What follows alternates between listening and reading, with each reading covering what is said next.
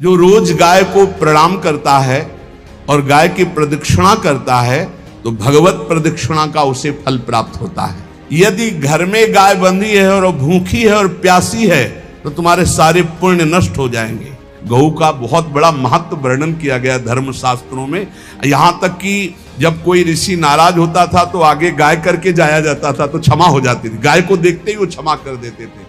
क्या बिना गौ सेवा के जी जो समर्थ है हर तरह से जी बिना गौ सेवा के जी क्या उसकी उपासना कैसे? जो मुक्ति है वो विशुद्ध बोध से है, जो भक्ति है वो विशुद्ध प्रेम से है, और जो धर्म है उसके ये अंग है।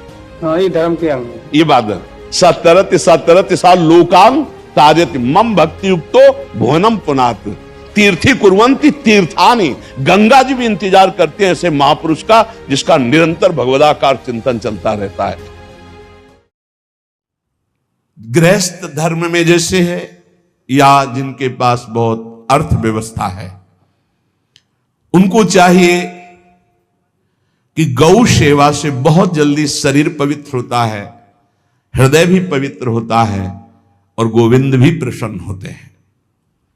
यदि गावः प्रदक्षिणेर कार्या वंदनीया ही नित्यशः मंगलायतनम दिव्याः सृष्टास्त्वेता स्वयंभुवा। यदि गाय घर में पाली जाए या गौशाला खोली जाए और गौओं की सेवा की जाए, जिनके पास अर्थ है, भाव है, भगवान स्वयं श्री कृष्णचंद्र जी ने गौ सेवा स्वीकार की, गौवें चराई। गौओं की परिक्रमा करने से, जैसे आप प्रभु के बिहारी जी के मंदिर की 4 परिक्रमा करें तो जो फल आपको मिलेगा वही गाय की 4 परिक्रमा कर ले तो आपको प्राप्त हो जाएगा। गौ की प्रदक्षिणा से, गावः प्रदक्षिणी कार्या वंदनीया ही नित्यशः, जो रोज गाय को प्रणाम करता है और गाय की प्रदक्षिणा करता है तो भगवत प्रदक्षिणा का उसे फल प्राप्त होता है। जहां गौएं विराजमान होती हैं वो बड़ा पवित्र दिव्य तीर्थ स्थल माना जाता है। गौएं जहां विराजमान रहती, गौशाला में भजन करे तो कई गुना बढ़कर के प्राप्त होता है। स्वयं ब्रह्मा जी ने गौओं को दिव्य गुणों से विभूषित बनाया है। अप्यागाराणि विप्राणाम देवतायतनानि च यद गोमयेन शुद्ध्यंतिम किम ब्रूमो हृदिकम ततः। गाय के गोबर से जहां लेपा जाता है वहां जिस देवता का आवाहन करोगे वही देवता आकर विराजमान हो जाएगा। अपवित्र भूमि में भी यदि गाय के गोबर का लेप कर दिया जाए तो परम पवित्र मानी जाती है। गाय बहुत पवित्र, जहां वो बैठती है, जहां वो मूत्र त्याग करती, गोबर त्याग करती, वो स्थान तीर्थ तुल्य पवित्र माना जाता है। भगवान जब गाय के पीछे पीछे चलते तो गोरज उड़कर उनके मस्तक पर विराजमान होती, उनके मुखार बिंद पर विराजमान होती। बाल गोविंद के अनिष्टों को दूर करने के लिए गाय के पूंछ को उनके ऊपर से झाड़ा देती थी मैया। जब गुरुमंत्र वैदिक सिद्धांत से दिया गया था पहली बार तो पंचगव्य पिलाया गया था। गोमूत्रम गोमयम क्षीरम दधि सर्पिस्तथैव च गवाम पंच पवित्राणि पुनंत सकलम जगत। कितना भी बड़ा पापी हो अगर पंचगव्य पिलाया जाए तो वो वैदिक मंत्रों को स्वीकार करने लायक हो जाता है, पवित्र हो जाता है। पंचगव्य में 5 चीजें गाय की होती है। गाय का मूत्र, गाय का गोबर, गाय का दूध, गाय का दही और गाय का घी, ये 5 मिलाकर पंचगव्य पिलाया गया था। पहली बार जब वैदिक मंत्र दिया गया था तो पंचगव्य बनवाया था गुरुदेव भगवान ने संन्यास, और वो पिलाया था। ये पंचगव्य पिलाने से अपवित्रता का नाश होकर पवित्रता का संचार होता है। इसलिए धन्य है उनका जीवन जो गौ सेवा परायण है भगवत भाव से। गाय में साक्षात भगवान का भाव रखकर गौ सेवा करते हैं। त्रिषिता गौर गृहे बद्धा गेहे कन्या रजस्वला देवशास्त्र सन्निर्माल्य हंति पुण्यम पुराकृतम। यदि घर में गाय बंधी है और भूखी है और प्यासी है तो तुम्हारे सारे पुण्य नष्ट हो जाएंगे। अगर घर में रजस्वला कन्या बहुत काल तक है और उसका विवाह आप नहीं कर रहे हैं तो आपके सारे सुकृत नष्ट हो जाएंगे। यदि घर में ठाकुर जी विराजमान है, कर का पहनाया हुआ माला सुबह तुमने देख लिया तो तुम्हारे सारे पुण्य नष्ट हो जाएंगे, क्योंकि शयन कराते समय तुमने उतारा नहीं, अर्थात तुम सेवा में प्रमाद करते हो। तो देवताश्च चंद्रमाल्य हंति पुण्यम पुराकृतम, जैसे सुबह श्रृंगार किया तो रात्रि के शयन के समय वो हटा लेने चाहिए माले। जब हम शयन कराते हैं तो भले पुष्प शैया पे शयन कराएं पर माला नहीं धारण कराएं। श्रृंगार का माला अगर दूसरे दिन दर्शन किए क्यों पहने ठाकुर जी तो तुम्हारे सुकृत नष्ट हो जाएंगे। गाय बंदी हो घर में, वो प्यासी है और भूखी है, तुम्हारे सुकृत नष्ट हो जाएंगे। त्रिषिता गौर गृहे बद्धा, क्योंकि तुम्हारे पास है, सेवा करना चाहिए। यो वै गाम प्रतिसिद्धेन तो चरंतिम च स्वतरणम नरहा तस्य पूर्वे च पितरः कंपन्ते पतनोन्मुखा। यदि गाय हरी हरी घास चर रही कहीं और तुमने डंडा ऊपर प्रहार किया और लाठी मारी तो तुम्हारे पितर खोपड़ी के बल नरक जाने के लिए तैयार हो गए, ये लिखा है। चरंतिम स्वम तृणम नरः तो तस्य पूर्वे च पितरः कंपन्ते पतनोन्मुखा। इसीलिए क्या भारत से कहीं किसी की तुलना हो सकती है जहां गौ को माता की पदवी दी गई, जहां गौ को हम आराध्य देव के रूप में मानते हैं, आराधना करते हैं। गौ रक्षा, गौ सेवा, ये बहुत बड़ा इसमें छुपा हुआ है। स्वयं भगवान अवतरित होकर गौ जब गाय के रूप में पृथ्वी रमाती तो भगवान का अवतार हुआ है। बड़ा विचित्र समय आता चला जा रहा है कि अब आधुनिक यंत्रों की ऐसी सेवाएं हो गई बड़ी बड़ी कि अब ना बैल की जरूरत है और ऐसे दूध की महंगाई बन गई कि अब देसी गाय 2 लीटर 3 लीटर 4 लीटर और ऐसी ऐसी कि 20-20 25-25 लीटर दे तो कौन देसी गाय को। तो गौओं का सेवा का भावना शास्त्र आज्ञा करता है कि जो प्रतिदिन अग्रग्रासे परोभावा कर्तव्यो भक्ति तोन्वहम अकृत्वा स्वयं आहारम कुर्वम नापनोति दुर्गतिम। जे ही तुम्हारे गृहस्थ में घरों में पहले होता था, अब तो भगवान जाने, जे ही पहली रोटी तवा में गई तो वो निकाल करके पक्की रखी जाती थी गौग्रास के लिए, पहला रसोई में। तो इसमें लिखा प्रतिदिन स्वभोजनम, पहले स्वयं भोजन न करके गाय के लिए ग्रास निकालना चाहिए। तो जिनके पास अर्थव्यवस्था जो गृहस्थ धर्म में है या जिनके पास अर्थ है, कुछ रोज 1 रुपया निकालो। हम कह रहे रोज निकालो तो महीने में 30 रुपया होते, 30 रुपया में एक गाय को हरी घास तो एक टाइम पवा ही सकते हो ना, बहुत नहीं है तो 1-1 रुपया निकाल के अगर एक गाय को चारा दोगे तो एक बार का भोजन तो हो ही सकता है। 30 रुपया में हरी घास जाकर के उसके दावा एक बार तो पवा दोगे ना। अग्रग्रासे परोभावा कर्तव्य भक्ति तोन्वहम, भक्ति पूर्वक गाय को 1 ग्रास भोजन में 1 रोटी तो निकालना चाहिए गाय के लिए, ऐसा शास्त्र आज्ञा कहता है। जो ऐसा करता है तो अकृत्वा स्वयमाहारम कुर्वन् नाप्नोति दुर्गतिम, अपने आहार से 1 रोटी निकालकर गाय को देता है और स्वयं 3 रोटी भले पाले 1 रोटी गाय को दे दी तो बोले उसकी दुर्गति नहीं होगी, अर्थात उसके अंदर भाव बढ़ता चला जाएगा वो भगवान की भक्ति में। और तेनाग्नयो हुता सम्यक पितरश्चापि तर्पिताः देवास्त पूजितास्तेन यो ददाति गवान्हिकम। जो प्रतिदिन गौग्रास निकालता है, अर्पित करता है तो उसको अग्निहोत्र करने का फल मिलता है, उसके पितरों को तृप्ति मिलती है और समस्त देवताओं के पूजन का फल मिल जाता है जो गौग्रास निकालता है।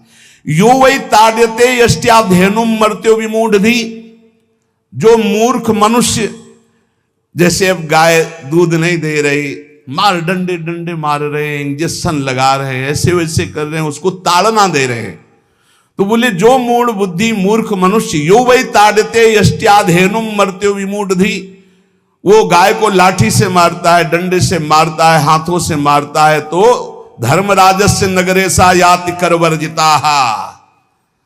धर्मराज जी पहले अपने नरक में ले जा करके उसके कहते थोड़े थोड़े तिल तिल करके पहले इसके हाथ काटो, मरना है नहीं वहां। अब आराम आराम से थोड़े थोड़े पहले हाथ वर्जिता, इन्हीं हाथों से गाय को मारा था ना, तो ऐसे थोड़ा थोड़ा काटा जाता है उसके हाथ।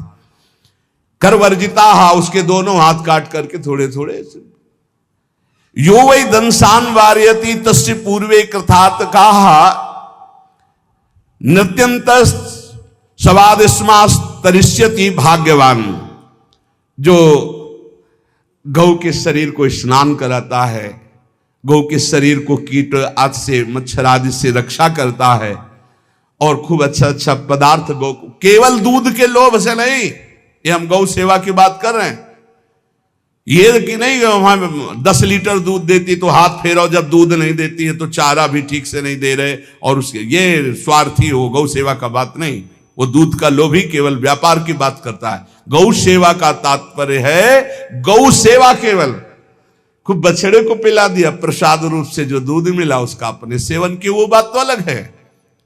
अब बछड़े को तो जरा सा केवल पिन्हाने के लिए कर दिया, और खूब सारा दूध लीटर में नाप करके जा रहा है, और उस समय तक तो खवाओ पियाओगे ही खूब अच्छे से। इसके बाद जब दूध देना बंद किया तो उसका आदर सत्कार खत्म, खोल के बाहर ऐसे वो प्लास्टिक खाते घूम रही है, तो ये गौ सेवा नहीं मानी जाएगी, वो स्वार्थ पूर्ति मानी जाएगी।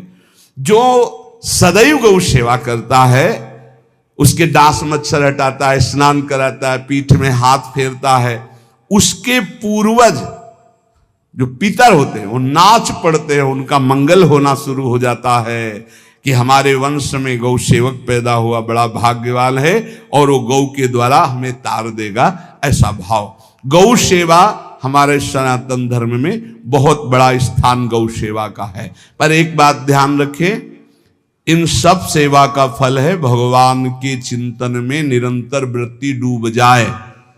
हमारी एक एक वृत्ति, एक एक क्षण भगवान के चिंतन में डूब जाए। अगर नहीं तो हम आपको उत्तर दे रहे हैं, क्या महाराज नृग जैसा कोई गौ सेवक हुआ है दानी? भागवत में पढ़ लेना, करोड़ करोड़ गायों को, करोड़ों गौशालाएं थी, एक दो नहीं। इसलिए कह रहे हैं करोड़ों शब्द कि आप उसको कोई ज्यादा ना समझें। पृथ्वी के कोई भूमि के कण गिन सकता है, बारिश की बूंदे गिन सकता है, लेकिन महाराज नृग की गौएं जितनी दान की गई वो गिनी नहीं जा सकती थी, ऐसा वर्णन आता है। अरबों अर्बुद गौओं की सब स्वर्ण से अभिषिक्त करके ब्राह्मणों को दान करना।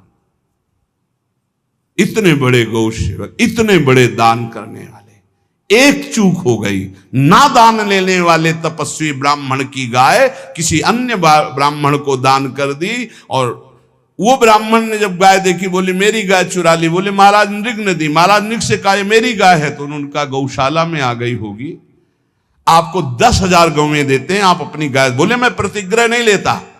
जिसने दान लिया था उसने कहा गाय यही लेके जाऊंगा, तो उनका आप गाय छोड़ दीजिए, आपको 10,000 गाय देते। बोले नहीं लूंगा।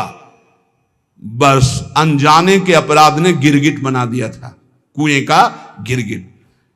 पर भगवान बड़े कृपाल हुए, गौ सेवक थे, इसलिए गोविंद द्वारिकाधीश जी ने उनका उद्धार किया। सब साधन का फल है अच्युत भावना से युक्त होकर, भगवत भावना से युक्त होकर निरंतर भजन करते हुए सेवा परायण रहो, चराचर जगत की सेवा परायण रहो। भजन करना ही सबसे बड़ा परम धर्म है। हम सब सेवाएं करें जगत की, लेकिन अंदर से राधा राधा राधा, गोविंद गोविंद गोविंद गोविंद, आनंद आ जाएगा। तन से सेवा करो, मन से भगवान के चिंतन, मामनुष्मर युद्ध से भगवान के चिंतन में रहो। सेवा और व्यापार में अंतर होता है। गौ सेवा के बहाने से धन का जो दान लेना है और उसका अपने में प्रयोग करना, मैं पितरों सहित नरक जाना है, लिख लो। गौ सेवा के बहाने से दान लेना और उसका अपने परिवार के सुख में पैसे का प्रयोग कर देना या अपनी वासनाओं की पूर्ति में लगा देना, आया गौ सेवा के लिए और आप प्रयोग कर रहे हैं गाड़ी घोड़ा नाना प्रकार के सांसारिक भोगों में, तो लिख लो पितर सहित तुम्हारे नरक जाएंगे, क्योंकि गौ सेवा के लिए आया है। गौ सेवा का धन सिर्फ गौ सेवा में ही लगना चाहिए।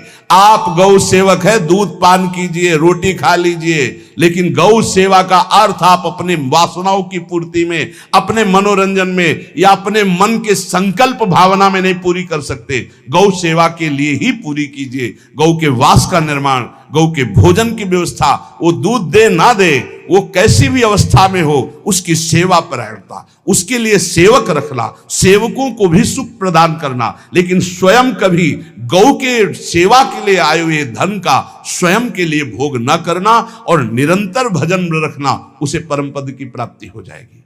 इसलिए हमारे सनातन धर्म में गौ सेवा का विशेष महत्व है और इस महत्व को सबको स्वीकार करना चाहिए। यदि आप गौपालन स्वयं नहीं कर सकते तो 4 लोग मिलकर के, क्योंकि आज जो गायों की व्यवस्था वो बड़ी दयनीय हो रही है। दयनीय इसलिए हो रही कि दूध की अधिक ताके चाह रखने वाले भैंस रखते हैं या विदेशी गाय रखते हैं। अपनी भारतीय जो देसी गाय है वो उतना अधिक नहीं देती कि 40 लीटर 30 लीटर 25 लीटर, बहुत अधिक देगी तो 5 और 8 लीटर। देसी शुद्ध गाय अपनी जो है वो 8-10 लीटर, बहुत जब व्यवस्था हो। नहीं तो अपने गांव में तो देखा है 2-2.5-3 लीटर से ज्यादा नहीं देंगे, 1.5 लीटर इधर 1.5 लीटर उधर, या बहुत हुआ तो 2 लीटर 2 लीटर, पर वो स्वर्णिम दूध होता है। जो दूध की चाह रखने वाले जन थे अब वो गायों को नहीं रखते, देसी गायों को कोई बिरला ही रखता है। अब पहले बैलों की जरूरत होती थी, गाय बछड़ा दिया तो आनंद होता था कि किसानी के काम में। अब तो ट्रैक्टर है तो बैलों की जरूरत नहीं। अधिक दूध के लिए अरे अब तो पशुओं की जरूरत नहीं, केमिकल से दूध बन रहे हैं, टैंकर के टैंकर। तो फिर हमारी जो गायें हैं उनकी बड़ी दुर्दशा हो रही।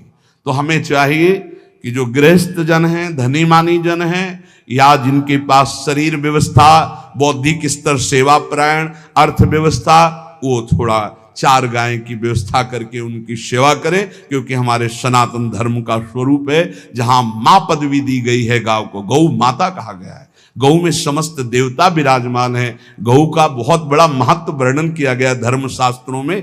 यहां तक कि जब कोई ऋषि नाराज होता था तो आगे गाय करके जाया जाता था तो क्षमा हो जाती थी। गाय को देखते ही वो क्षमा कर देते थे। बहुत महिमा वर्णन की गई है गौ की। इसलिए जिसको भी अगर नहीं अर्थव्यवस्था है तो एक रोटी तो निकाल सकते हो ना।